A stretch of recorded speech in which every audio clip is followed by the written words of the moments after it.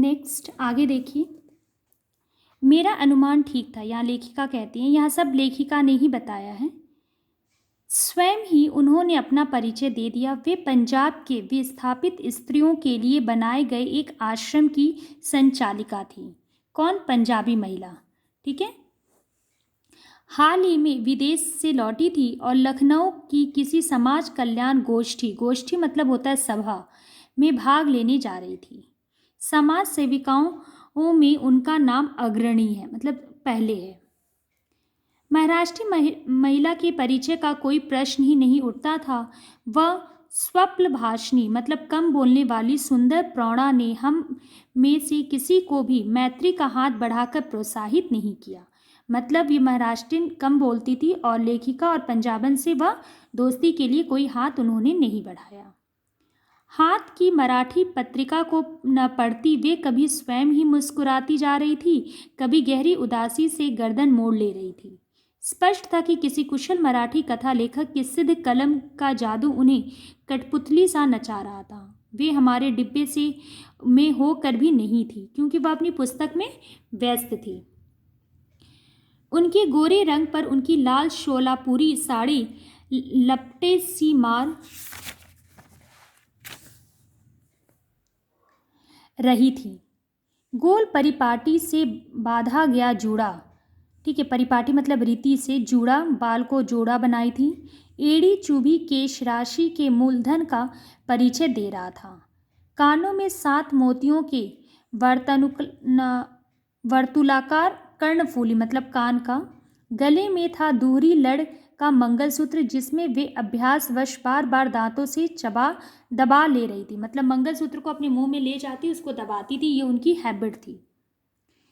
उनके सामान पर संभवतः उनके पति का नाम का लेबल लगा था, मेजर जनरल वर्णोलकर, और वे वास्तव में थी भी मेजर जनरल की पत्नी होने के योग्य।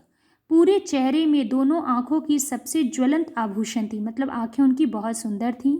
वे कुछ भी नहीं बोल रही थी, पर वे बड़ी बड़ी आंखें निरंतर हंसती मुस्कुराती परिचय देती, मजाक उड़ाती जा रही थी। कभी वे मुझे देखती, कभी उस पंजाबी महिला को।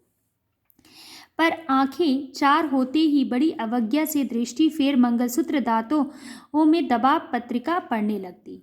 और जब भी वह महाराष्ट्री महिला की आंखें पंजाबन महिला और लेखिका से मिलती तो वह अपनी आंखें चुराकर पत्रिका पढ़ने में व्यस्त हो जाती और मंगलसूत्र को दांतों से दबाने लगती।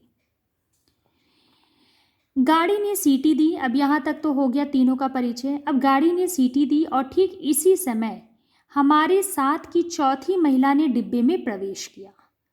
गाड़ी मानो उन्हीं के लिए रुकी थी। डांट डपट की फुफकारें छोड़ती गाड़ी चली और उसी धक्के के साथ वे महिला फद्दत से सीट पर लुढ़क पड़ी। उनके हाथ में बेत की बनी एक छोटी सी टोकरी थी और कांख में चौकोर बटुआ दबा था।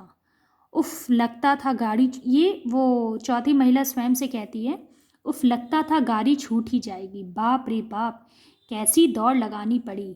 मैं उन्हें देखती रह गई। समाज सेविका ने जासूसी उपन्यास बंद कर दिया। मराठी मोनालिसा ने चश्मा उतारकर हाथ में ले लिया और बैठ गई। मतलब ये चौथी जो थी बच्चों, वो मराठी थी, ठीक है, मराठी। मतलब तीनों इस मराठी महिला को देखने लगे।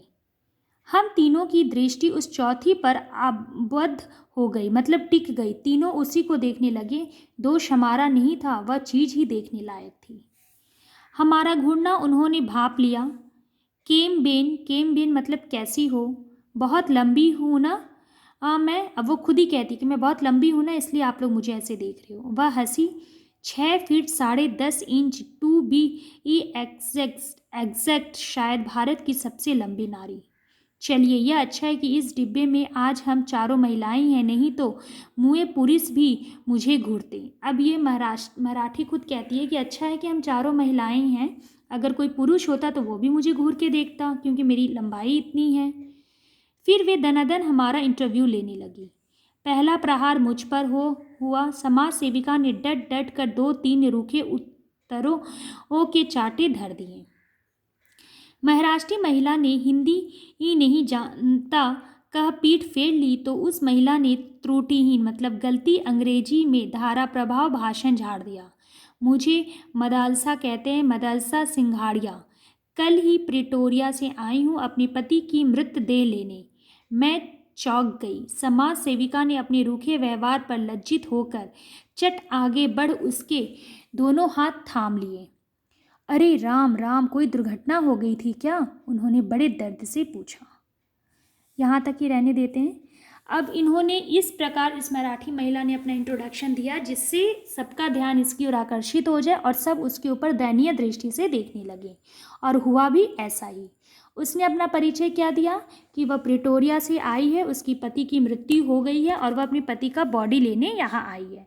इस बात को सुनकर पंजाबी और महाराष्ट्री दोनों महिलाओं ने सहानुभूति से उसे देखा और बोला, अरे राम राम, कोई दुर्घटना हुई थी क्या? उन्होंने बड़े दर्द से पूछा। आगे हम नेक्स्ट वीडियो में पढ़ते हैं।